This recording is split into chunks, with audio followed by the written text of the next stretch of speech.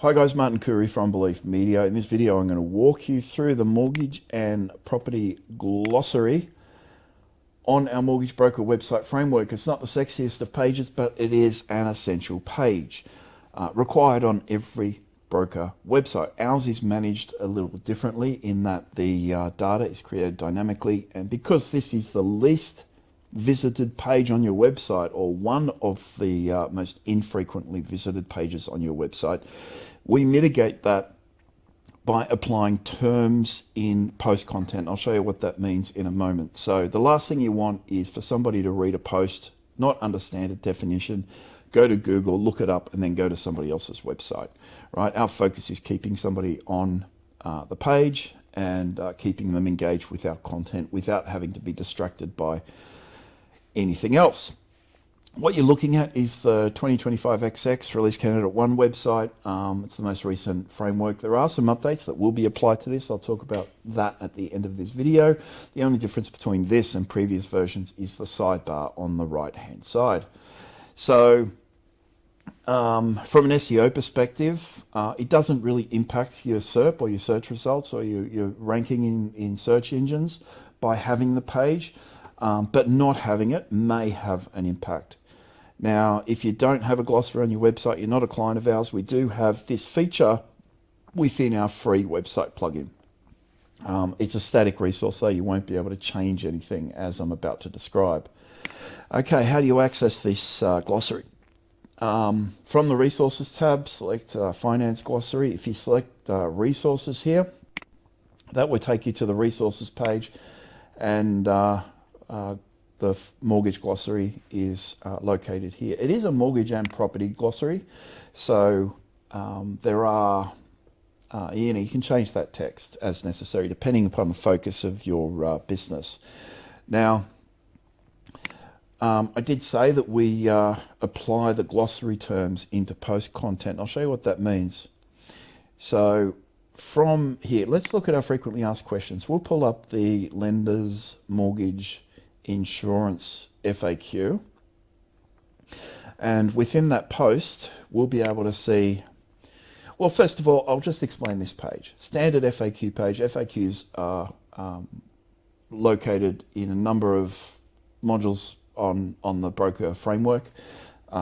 It's a way of disseminating information quickly and easily, and applying large content blocks to pages where you wouldn't normally be able to do that. Most people include, huge blocks of text that nobody reads. Instead, we focus it and compile it into blocks of FAQs. That's automatically done. So as you add new FAQs to new modules or to new subject types, those FAQs are automatically made available within the accordions that are shown throughout your website. I'll go into that another time.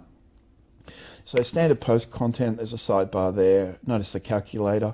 This isn't much different really to the glossary, in that we don't want people to vacate a page to review a resource. So if a calculator is required, stick it into your page.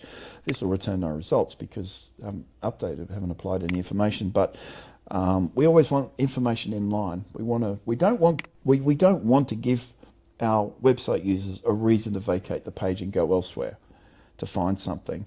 And of course, there's the call to action facility down the bottom. We've got the form with some sort of lead magnet or offer that's required on every page, because every single page is a potential organic entry point to your website, right? People come from anywhere for any reason. You must convert on every page. I say that thousands and thousands of times because nobody does it, right? We don't want people to click on a dumb contact button, right? There's no reason to do that, because we will have a facility on every page that is associated with the content that they have just consumed. If they've come down this far, if they've read this page, then they're more likely to convert off that. Of course, these calendar dates are populated out of Outlook, and based on your availability, and if they subscribe to that, or if they make an appointment, that's going to go through to Outlook. That's just a bread and butter exercise, but again, most websites don't have that functionality, and I don't understand, because it has such a significant impact on your results, assuming you actually promote your website. Let's have a look at these links. First of all, that's just a standard link. Now we get the tooltip there. We've got lots of different types of tooltips. There's tooltips on links, there's tooltips on images if you want them, there's tooltips that are very textual based, just standard tooltips that you apply when you write an article. And there's also Yabba tooltips, which are used to action triggers and all sorts of things. An ideal solution, not very often used really, because there's moderate complexity in having to create a tooltip in Yabba, but it does enable you, on the basis of somebody doing that, enables you to send them an email or a text message or something like that. Excuse me, still got this cough. All right, what I want to show you is this. You'll see some terms located throughout your website that are in a box, and the font is slightly different. Hover over that, it gives us our definition.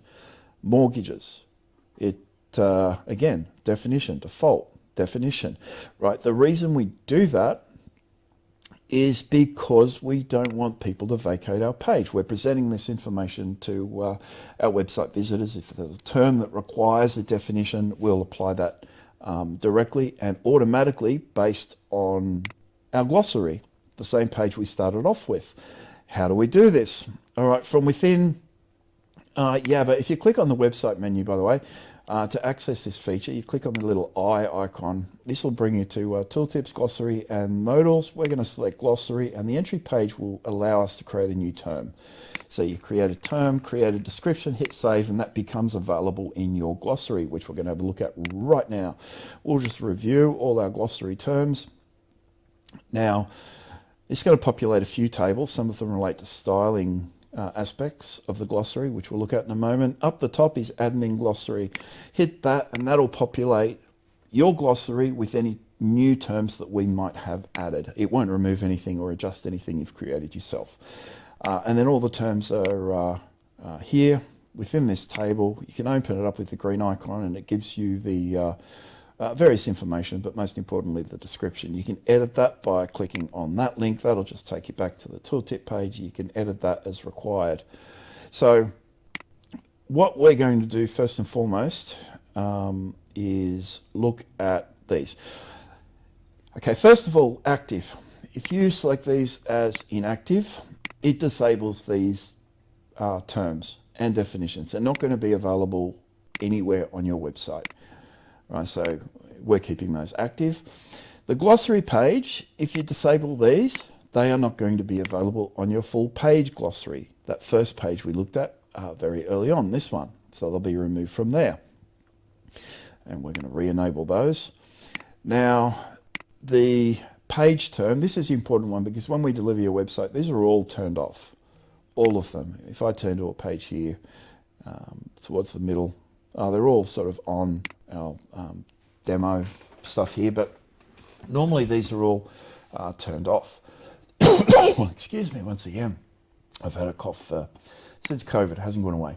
So if you want to apply that in-post feature on a specific term, as we have here, you should select that term and turn it on.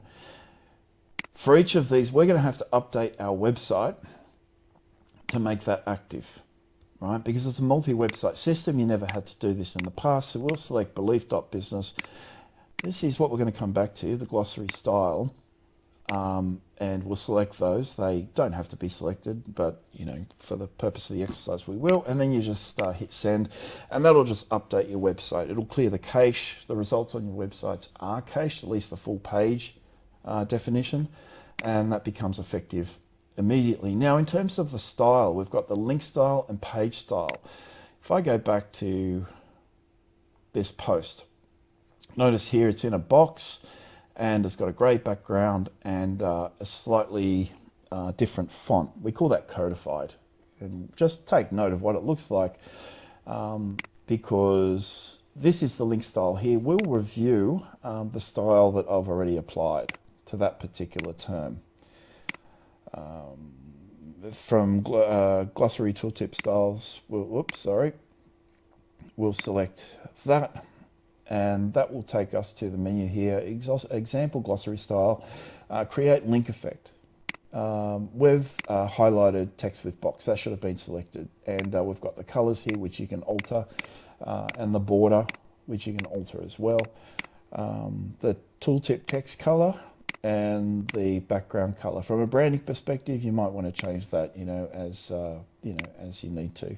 It's very much up to you. I like, quite frankly, just a dark background. You've probably noticed that. So something like grey. And we can apply a transparency. I like 0.8, keep it as that, and the codified text, whether we apply the alternate font to the term. If you're using just a standard link effect, we've got glossary text color and an optional underline. So that differs only marginally from the version we've just seen. Now the page style, this is the full page glossary style. So what I'll do is I'll just click review here, and while it's loading, I'll just show you once again. Where are we? Here we are, the full page glossary. We've got a specific format here which I like. I just call it naked, which is term definition. If we select, what will we use? What will I change?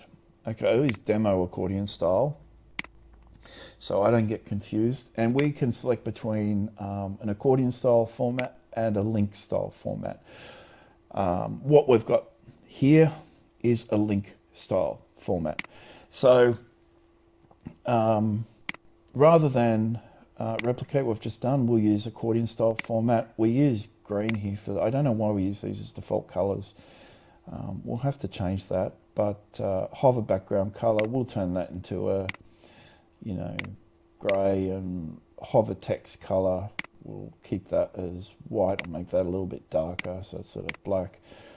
Resting text color, we'll just keep it as that selected background color. Just for the purpose of the example, I'm going to turn into red, which is going to look absolutely awful. The optional icon, by the way, that's actually a HTML entity. Ignore that, because we're going to replace that with font awesome. This has been used for so many years that that's one of the little features we haven't updated. So show alphabetical sections. We'll keep the alphabetical sections in there. It just breaks it up a little bit. Now I'm going to warn you that this is going to look awful, just absolutely awful. We'll save that. And so demo accordion style, I will send that now back to the site we were using, and demo accordion style. Once again, it's going to look kind of ridiculous for our full page. The first time it's ever loaded, which is right now, it will take a second because it does build and then cache. So there we go. And red, that horrible red color is selected. Now I don't like this. I don't like accordions to be used. And these are our old accordion format. We haven't changed it for the glossary. We've got the fade in and fade out on the accordion now, and the blinds open progressively and they slide down, and there's a whole bunch of different changes we've made to the standard accordion format. Sorry, the standard accordion format, but we have not applied that to this page, and we'll do that in one of the next upcoming releases. So again, I'm going to change that back, and it'll give you an idea for those of our existing guys that want to change the accordion style. This might act as a demo there, where they're able to make these changes themselves. So we'll just go back to link style format. We'll just use the default values. Now show naked text in accordion format. That can effectively be, this is naked text in an accordion format. I should show you. So I'll click yes, and in fact, I think if I might be right, but I think Domenico disabled that, so I'll check it out anyhow. I'm getting sick of going back to this page. Demo accordion style. And we'll go back here. I'll refresh this page again. It's going to take a second because it's rebuilding the cache. Now, I don't like this at all. So yeah, he's disabled it. Thank goodness for that. So I'll remove that from Yabba because it's just pointless. But that's the format I like to see. It's just broken up into alphabetical sections. It's easy to read.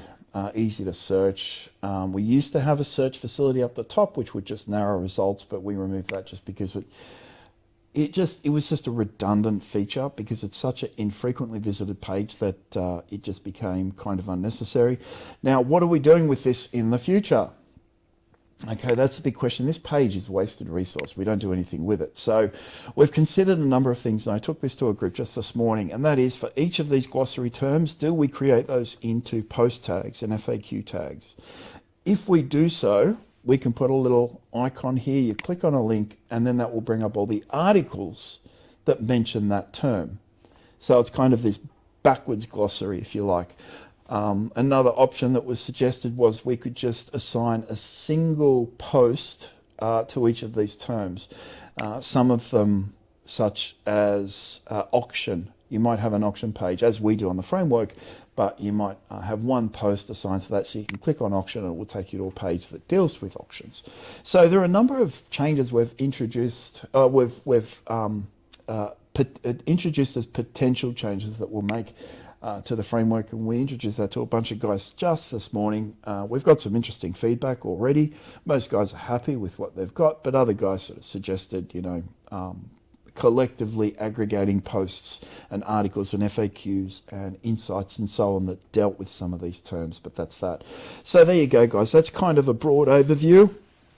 It is more functional and more feature-rich, obviously, than sort of what you're used to and what you've seen in the market. But this is just indicative of everything that's provided on the site. Everything can be managed very easily from within Yabba. So,